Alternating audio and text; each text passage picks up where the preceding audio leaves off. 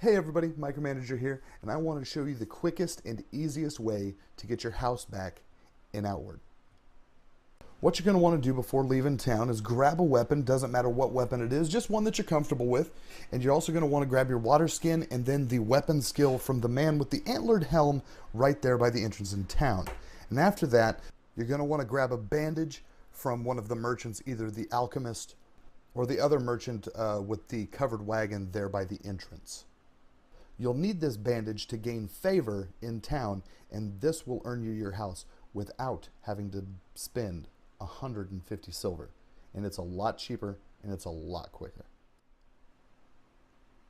What you're going to want to do is kind of go left behind the blacksmith building, and there is a dock that's going to run lengthwise, and it goes underneath the lighthouse.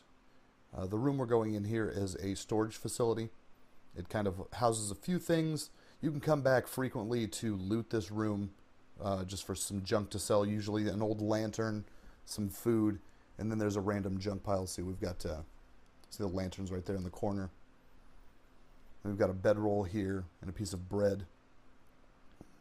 Go ahead and take the bread or the bedroll. Now, sometimes the item drops are randomized, so your items might differ from the ones I'm picking up here, so don't quite pay attention to it. There is a recipe back here. I think this is always the same drop. And I'm going to go ahead and manage my inventory before going out of here. Go ahead and check this pile of junk. This pile of junk is always random. It's not always the same stuff. I was lucky to get another recipe.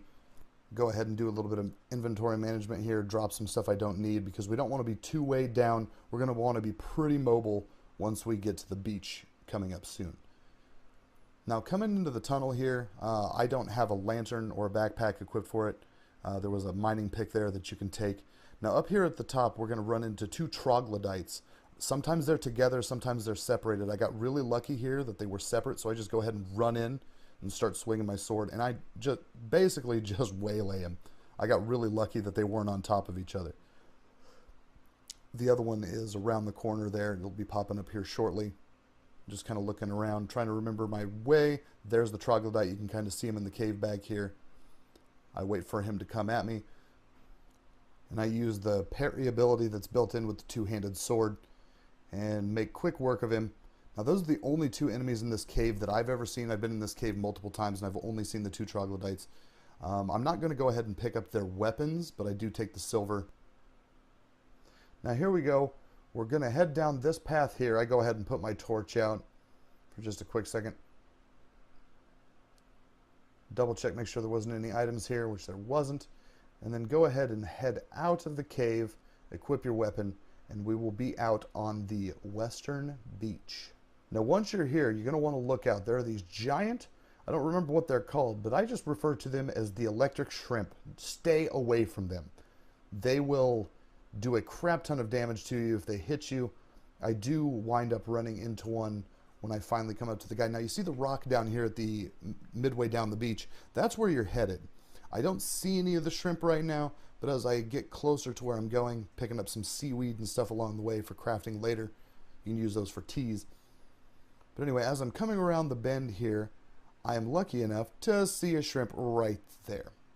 Now, those are the things you're going to want to avoid. There's usually one or two of them on the beach at least, and there always seems to be one around the guy that you're going to.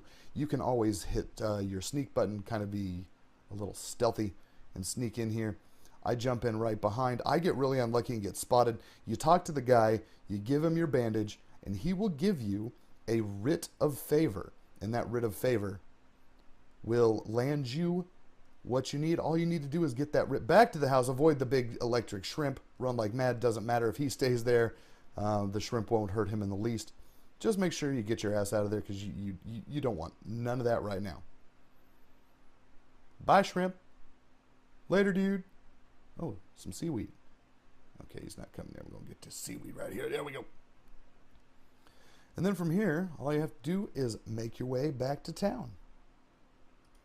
The only way back to town is taking this long jaunt up the hill. It's a long walk. You're going to run into probably some hyenas and bandits along the way. If you're lucky, you won't see a darn thing.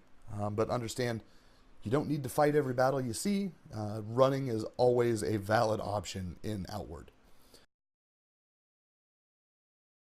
Now up here, a lot of people aren't aware of these, but these tree stumps always hold items. I was lucky enough to get some high-end ice rags, a recipe, and a stealth potion.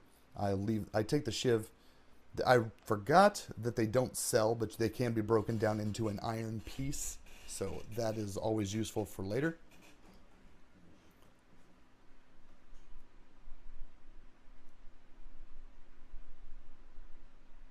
Now you can come down here. I got turned around because I totally forgot that you could go the other way and cut through right there. That's where I need to cut through at. And check the map, kind of get my bearings. The western map is where we're at right here, and we just need to cut. And I realize right now that I can just cut through this little area right here and be the quickest way home.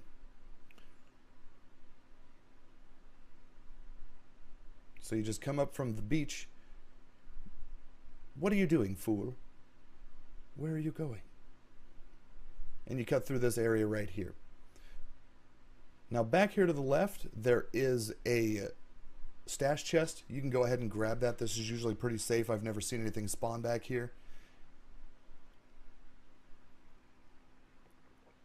And a little added note, if you see the little butterflies back there in the corner, you are able to camp in those spots and never risk being attacked. I just found that out not too long ago. Thought it was a really interesting little tidbit of information.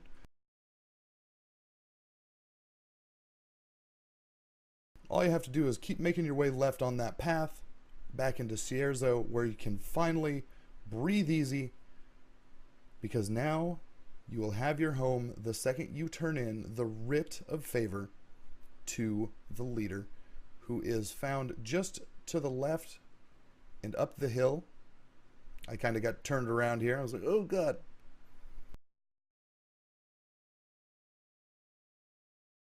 The leader is right up here. I'm starting to wear down from my adventures. You see the screen starting to darken around the edges. That means your stamina is about to run out. I take a quick breath. Get one last quick jaunt to the main hall to speak to the leader right here in her chair. And in doing so, you just ask her, you want to talk about your blood favor.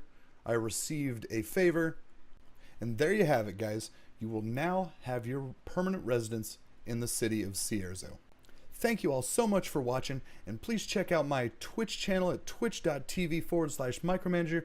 Please like, share, and subscribe here on YouTube, and leave that thumbs up or thumbs down. Leave a comment down below. Let me know what you thought of the video, and I'll see you all next time.